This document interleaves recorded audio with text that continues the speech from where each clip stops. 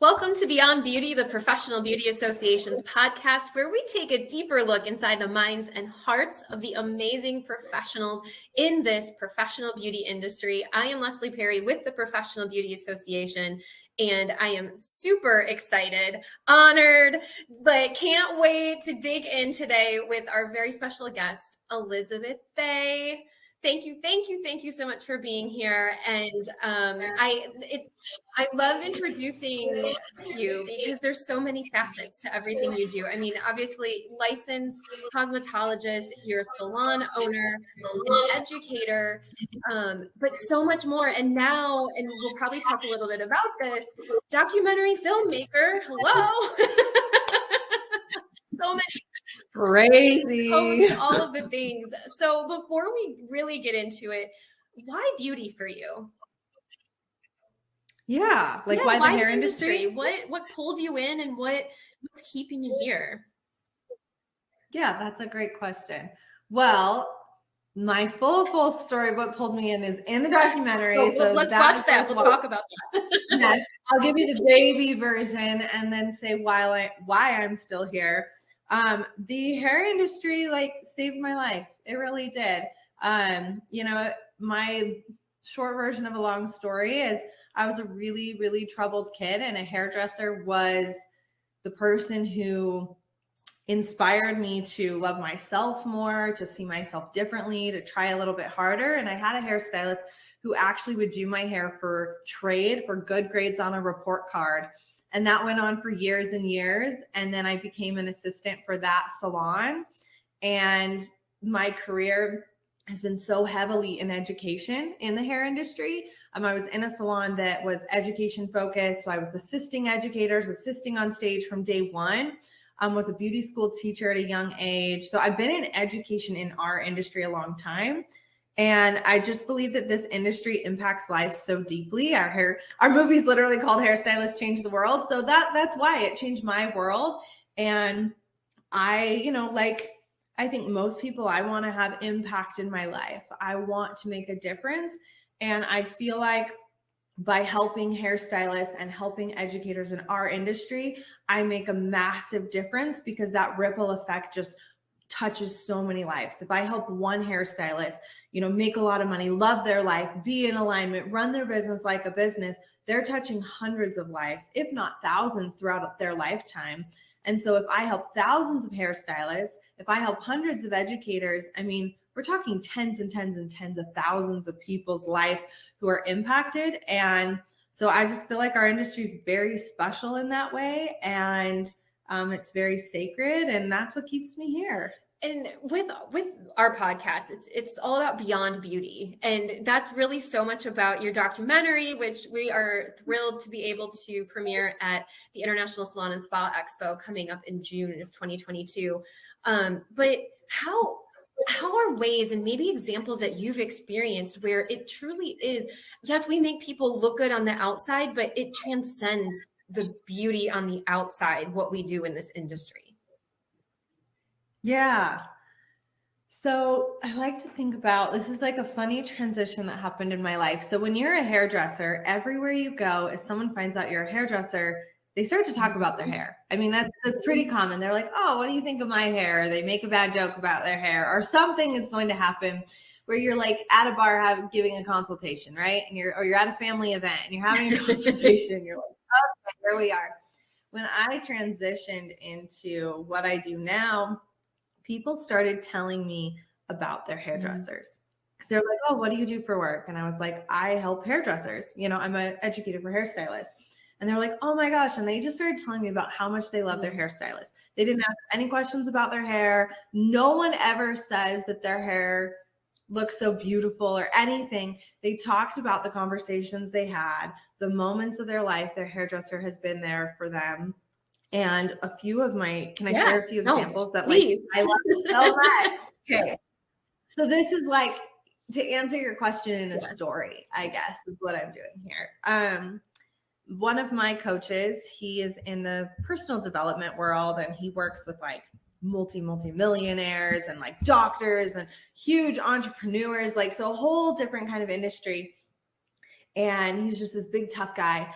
And he says he has a note in his phone that whenever something good or bad happens, he takes a note so he can talk about it when he sees his hairdresser next. Oh my gosh. I mean, that sums it up. Like that's the impact. That's the relationship we have. Is like, he literally is like, oh, something funny happened. Ooh, this really bad thing happened. Like, and he knows that's a safe place to connect, to share, to communicate. And I mean, I have another friend I met through him who's literally basically bald, and he goes to see his hairdresser every 6 weeks. And I was laughing. I was in Greece with him, and I was like, why the hell are you going to the hairdresser? You're bald. And he's like, I love the way she makes me feel. And like, I was just like drinking my rosé, like, yep, that is it. Like, that is what's happening. And, you know, and then I had another woman I met, and her daughter has a disease that makes her hair fall out and different health issues. And she finally found a hairdresser who could install extensions in a way she could braid her hair, put it in a bun, or just like do something with it. You know what I mean? And she's 12 years old. And it like totally, she's a different person because she finally feels on the outside how like all of her cute little soul feels on the inside. And she can like share that with the world. She shows up to school differently. She shows up to sports differently. And I was like, that is the quantum leap that happens in the chair, is the way you make someone feel.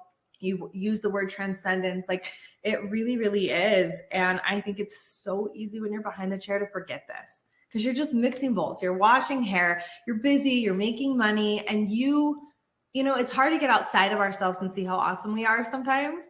And it's a nice, like, I hope this movie's a reminder and raises the consciousness of how powerful the hairstylist is.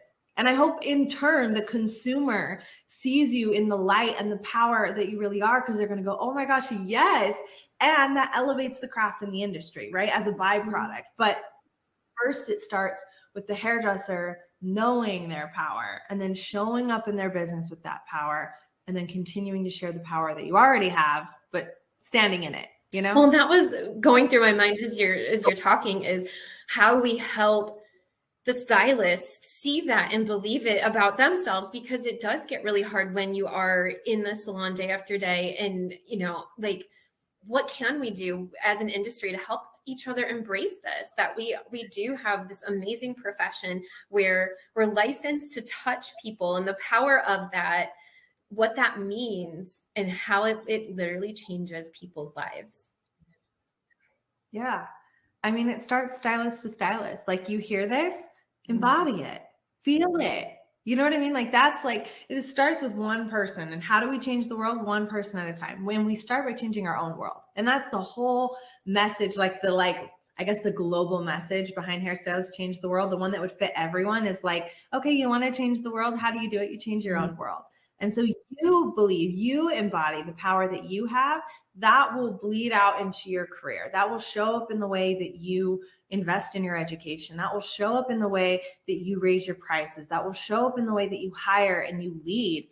And so you make your circle, your world empowered. And when a bunch of people start to do that, that's the ripple effect. And if you have a bigger company that touches many lives in the industry, how with your services, your mission, your messaging, how can you make those places better, safer, more empowered? That's all you can do, is what you're already doing. Make it better, you know, make it safer, make it more empowered. And then that together, like, that's just going to continue to raise that consciousness, that awareness, that power. And it just takes time, but it's already been happening. Like, all the work PBA does, and so many amazing leaders and thought leaders and educators and stylists and salon owners and foundations. I mean, we're doing this work, and it's just continuing with the momentum. You know? I think sometimes it's easy to, for me personally too, to feel like, oh my gosh, there's so much to do. And like, you can't boil the ocean, right? Like the old saying, like, it's one step at a time. And I like how you said, no, it starts with you, like one step at a time, one day at a time. Remind yourself, change the way you interact with that one person, and watch that change. Yeah. Yeah. And I think, like, I mean, this is if anyone's around me for too long, they learn I'm very spiritual. I believe that we are all connected.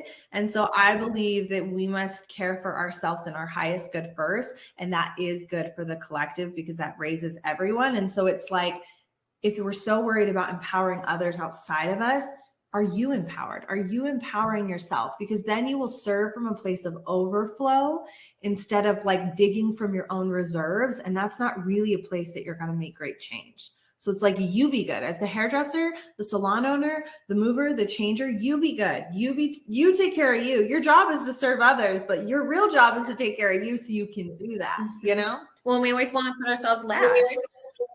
So often. Yeah. And that's not the way to make real transformation happen. It's not sustainable. It's not consistent. It doesn't feel good. When we feel good, we do good. For sure. Absolutely. So what do you think, like for you, what is still missing in the industry? What do you hope, like, what are your hopes for the industry? What are we working on? Yeah. I don't know that I feel that anything is missing personally. I'm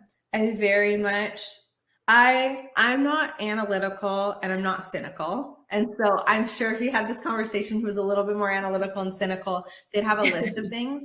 I look at everything as like evolution and expansion. And so I think we're in a really exciting time, especially post-pandemic. There's a lot of evolution. There's a lot of expansion. There's a lot of things changing and transforming. And I mean, I don't have a crystal ball. Like, I don't exactly know how it's going to play out, but I feel like the industry is moving in a really beautiful path. And I think some of the things that needed to go have been released, or they are letting go, or they are leaving. And I think some of the things that needed to be birthed are coming out. And I think it's changing the way salon owners run, education is done. And I just think as a hairstylist or anyone in the industry, just be aware, just be curious, be excited. And I think if something is transitioning and you don't want it to be let go, like, be open, like, oh, how can I be curious about these transitions with social media or hair shows or how we run salons or models of business? Because there's trends. I mean, if you look, like, there will always be trends. There will always be things changing because the collective consciousness changes. So collectively, the consciousness has changed everywhere because of COVID. And so there's going to be people who are craving different things collectively. You're seeing people crave more creativity, more sovereignty with their finances, more freedom. And so if you're seeing a collective trend, you can fight it and struggle through it, or you can be like, oh, how can I be of service to this collective need through my salon business, through my company, and kind of move with the community and the consciousness of what's happening. Mm-hmm. You know what I mean? No, for sure. No, I love that. What advice would you give to a younger Elizabeth? That's a good question. Two things, and they seem really simple, but I think it's $1 million advice. And not in one order or the other. I would say both equally, like, important. Find aligned mentors. And I've done a really good job of that, but, like, I would stress to her how much that would help add ease to her life and support and momentum and just, so much.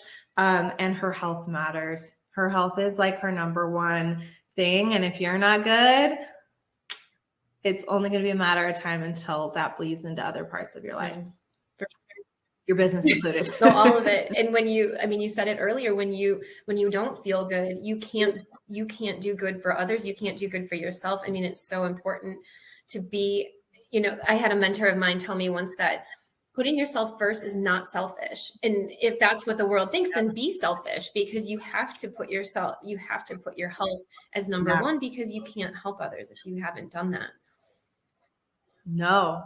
And I mean, I'm a mother and all of these other things. And it's like, I literally put me above it all. And therefore I am a better mother. I am a better business owner. And it takes too long sometimes to realize it, or it takes a major health crisis. And I know that I've had one, you've had one. Those major health crises just have a way of telling you, like, whoa, yeah, so you're not going to stop. We're going to stop for you. Yeah. No, life in your body is like, hey, absolutely not. Yeah. And, like, we don't have to learn that way. For sure. So what, if you weren't doing what you're doing, is there something else you think would be your career, your path, your something? That's a fun question. So I've thought about this before.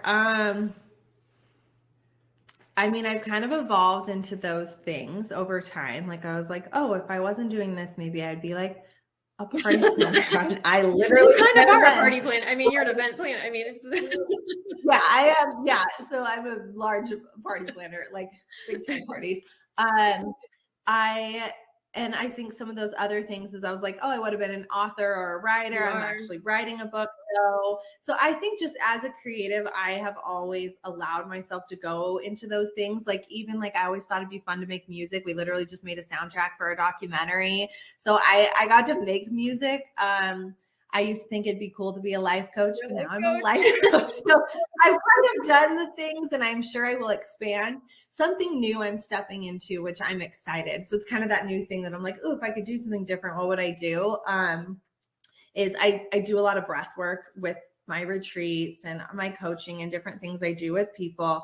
And I want to bring more sound therapy into it. So that's something I am in school learning more about. And that's really fun. So kind of learning some different instruments and things, which is like just fun. I mean, selfishly, it's fun. And then like from a healing perspective, I know the power of frequency and vibration and all of that. And then I'm going to create a product line at some point because I think that would be fun. I don't know when, but like at some point, you know. beat me too, asking about what's your next big thing, your next big adventure. So there we go. Healing through sound and different and product lines soon, someday. I love it. Yeah, that'll probably be a few years. So our next one is right now just a lot of coaching. I just wrapped up. I'm in my 3rd year of school with life and trauma. So I've been like, so I'm still in school. So I'm going to stay there, you know, finish my sound education and all of that. And finish my book. And then maybe in 2 or 3 years, I'll do the product line. Like, I don't know, no rush. I want to throw a baby in there somewhere. So I'm going to make a baby in there in one of the. Just a few things, just a couple along the way. Yeah. Like, we'll just see whenever it's supposed to come together, it'll come together. That's awesome. You know? So just something kind of fun. Like, do you have a favorite decade for the style, for the look, the hair, the makeup, the fashion? Okay. I feel like I have one for you, but I feel like I always get like the total like late 60s, 70s vibe with you. Yeah, it's like probably 70s. Yeah. It just fits like the look, but also just the vibe. Like really, truly like that feeling of like the spirituality and the closeness and embracing all of that and embracing of the evolution of it. That's what I would pick for you. But yeah, no, I feel like we're having that happen again right now. It's kind of fun. For sure. I love it. Well, gosh, usually I end with the next big adventure. We already talked about that. So I guess last thing, like, where do you get your creativity? Where do you find it? And what keeps you inspired? It's a beautiful question. Yeah, and I guess our next big thing, if this is out, we do have Hair Love Retreat this fall. That's big. That's exciting. So we have that, and we're going bi-yearly. So it's a fun, you know, thing to do. So where do I get my creativity and inspiration? So I am a big believer that overconsumption and stress gets in the way of creativity. And I mean, from everything I've learned about the nervous system and with trauma, you cannot be in a state of creation and in a state of high stress. And so that's a big thing. So stress management helps a lot with creativity. And I literally block space because you need space to be creative. And I believe that everyone is creative and that we're all connected to higher power, source, universe, God, whatever you believe in. I think we are all connected to that. And everyone has the power to be as creative as anyone else. It's just, do you create the time and space to tap in, to plug in, and to like, you know, be there in your creation. And so I spend a lot of time doing that, like my daily practices, especially if I'm birthing and creating new programs or new coaching offers or retreats. Like I need to be in a space of creation, right? Or if you're making a new salon or changing your menu or pricing, or your hairstylist wanting to redo your brand or whatever it is, like you need to be in a space of like alignment. And what do I want to say? What do I want my message to be? How do I want to say it? Like, and that takes coming into self, not scrolling. And so that's my biggest thing is I watch my consumption. I check in with self and I carve out space. So we're all busy. If I have a lot going on, I will literally, like, I know in June, I have a 2-week period that I'm working on one of my programs for educators and I'm revamping the program, but I'm not worrying. I always say I'm going to worry about it later. I'm going to worry about it in the 2 weeks that are blocked off.